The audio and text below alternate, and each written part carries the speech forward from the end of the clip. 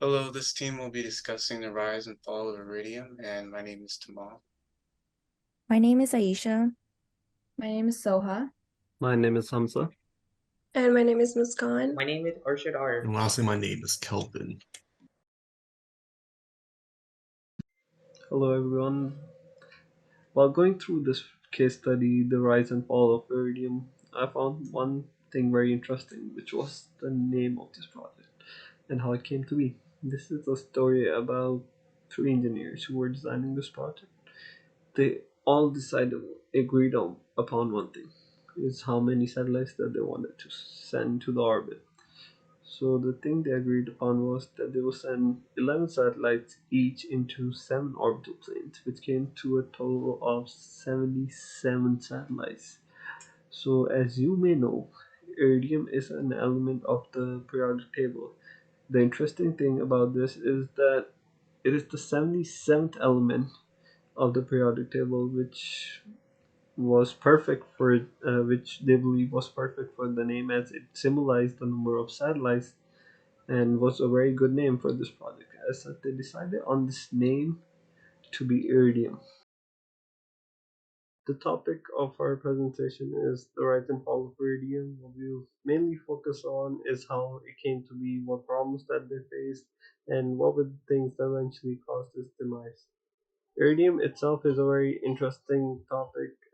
It's about new ideas, ambitions, and what problems that come up in the world of fast communication. Uh, so this before we get into this, some background information about Iridium would be that it came out in 1998 with the purpose of changing how people communicated with each other, and this was done under the leadership of their CEO Edward Epsteano. And this project promised that they would connect people and businesses together around the world, and they would do so by providing them with services such as fax, data, pagers, and call services that will allow them to communicate with each other. And to do this, they launched a fleet of 66 low Earth orbit satellites into space so they can connect people together. Uh, so come with us as we see the interesting past of Iridium and how tough the business is in global communications. And our next speaker is Arshad. Let us go over some facts about the Iridium project. With 66 low Earth orbit satellite, Iridium, a leader in innovative thought in telecommunications, set out to build a global network that will break down geographical barriers. Innovation has the power to make contact smooth from anywhere on Earth, as this big idea showed. But the big problems were hiding behind this idea. The cost of development was more than $5 billion, so Iridium got money through loans and IOP and investment in the company by Motorola and Sprint, among others. This huge investment not only showed how brave and tech-savvy the company was, but it also set the stage for a quick rise in the telecommunication industry. The history of Iridium is more than just a part of the history of business. It shows what can happen when you combine big ideas, new technology, and money. It shows how far people can go when they have big ideas and lots of support for them. Even though Iridium has big plans, it had a hard time getting customers. By May 1999, it had only 10,000. This gap caused money problem that eventually caused the company to go bankrupt. This customer challenge shows how hard it is to bring new technology to market, and how important it is to make sure that new ideas are in line with how the market works. In the area of mobile satellite service, Iridium had to deal with tough competitors such as Globalstar, Teledesic, and ICO Global Communication. At the same time, the problems were made worse by the fact that ground-based sales network were challenging quickly. To get through this area, you had to set yourself apart and change with the time in the telecommunication business. Area problem with customer can be seen as a warning sign that shows how important it is to find a balance between new idea and responding to the market. It shows how important it is to not only come up with new technology, but it also know how to place them correctly in the industry. That is changing and becoming more competitive. Transferring the next slide to Muskin Amir. Hi everyone, my name is Muskan and I'll be going over the fact slides. So for a global satellite constellation, the project aimed to create a constellation of 66 active communication satellites in low Earth orbit to enable global voice and data communications. And financial turmoil, company faced severe financial difficulties and filed for bankruptcy in 1999, just months after launching its satellite constellation. Asset purchase was Iridium's assets, which were later purchased by investors who aimed to keep the system operational, primarily for government and industrial use. Reinvention and niche market over time, Iridium's reinvented itself and found its niche in industries such as maritime, aviation, and remote applications, enabling it to recover and continue its operations. I'll also be going over the issues slide. So high costs were initially launching and maintaining a large constellation of 66 satellites, which were exorbitant, and this high capital investment put tremendous financial pressure on the company. The device and services were Iridium satellite phones and services plans, which were very costly and limited their appeal to a broader consumer base. And this pricing structure made it challenging to attract subscribers. Limited coverage, which means that despite its global satellite network, Iridium's system had limitations when it came to signal strength in certain areas, and users often faced connectivity issues, which affected the server's reliability. Competition was that Iridium faced competition from terrestrial cellular networks, which were rapidly expanding and improving their coverage. This competition made it challenging for Iridium to gain market share.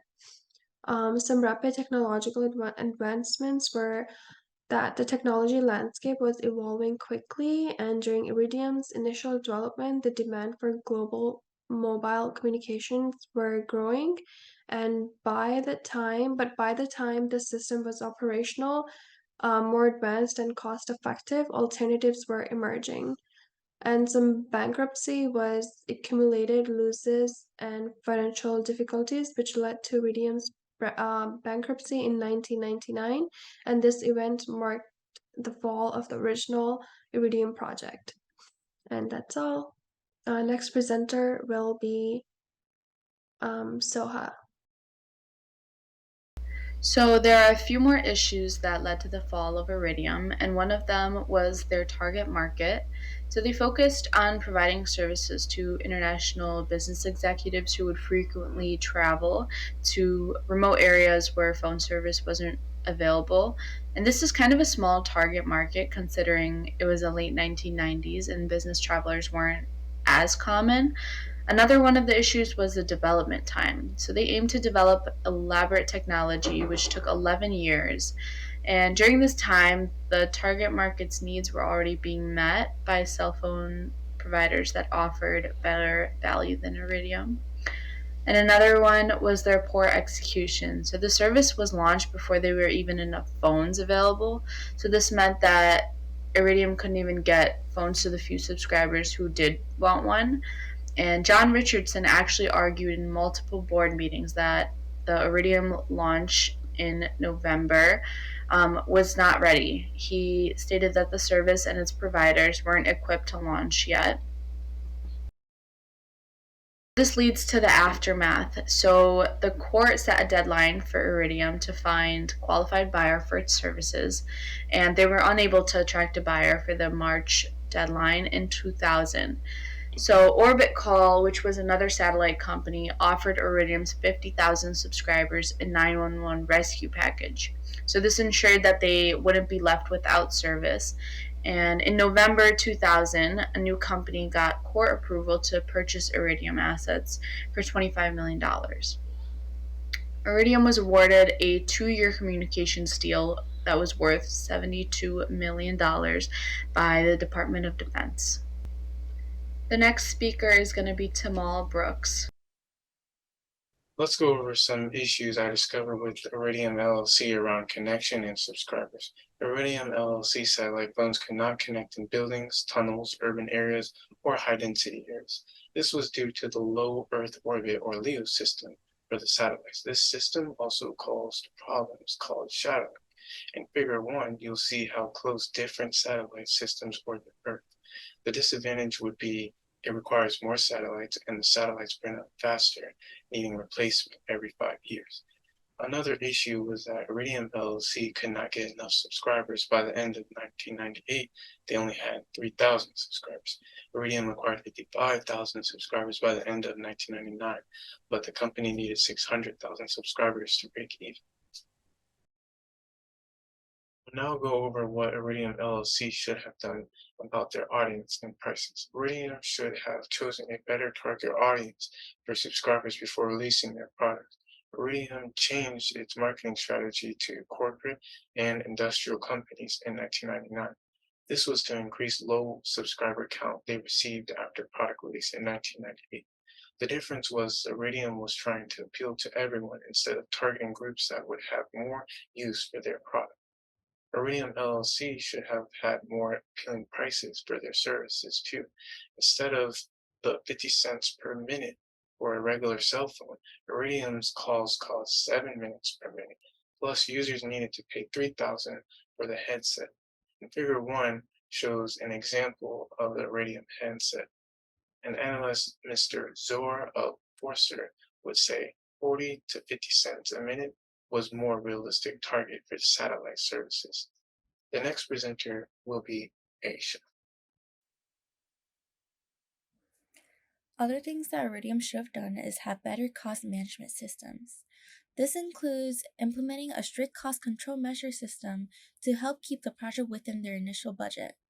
The initial estimated cost of building the Iridium networks was estimated at around $3.5 billion, which included 2 major components, the space system contract and the terrestrial network development contract. Another thing is to have continuous assessment. This means by regularly assessing the market landscape and competition, it helps them adapt to the changing industry dynamics. For example, Iridium faced competition from other mobile satellite services companies, even though it had an initial 18-month lead over its competitors. Another thing is to diversify their revenue streams, such as looking into offering additional services to maximize their returns, such as data and email services alongside voice services. The next speaker is Kelvin. Now we'll review what Iridium will do to avoid their downfall in the late 1990s. The first thing that needs to be implemented is some sort of audience success monitoring. Are our subscriber counts growing? Are any particular market that we're in growing more than the others? Is any group declining in performance or complaining about our services? By continuously monitoring growth and performance of our users, we can know whether or not we are spending our resources on the right portions of our business, or if we should abandon any projects before we sink more time and assets into them. Next, as a company, we'll start doing cost and value analysis for our customers. We need to keep up with the market and industry trends to understand if it makes more sense for our customers to go with Iridium products and services.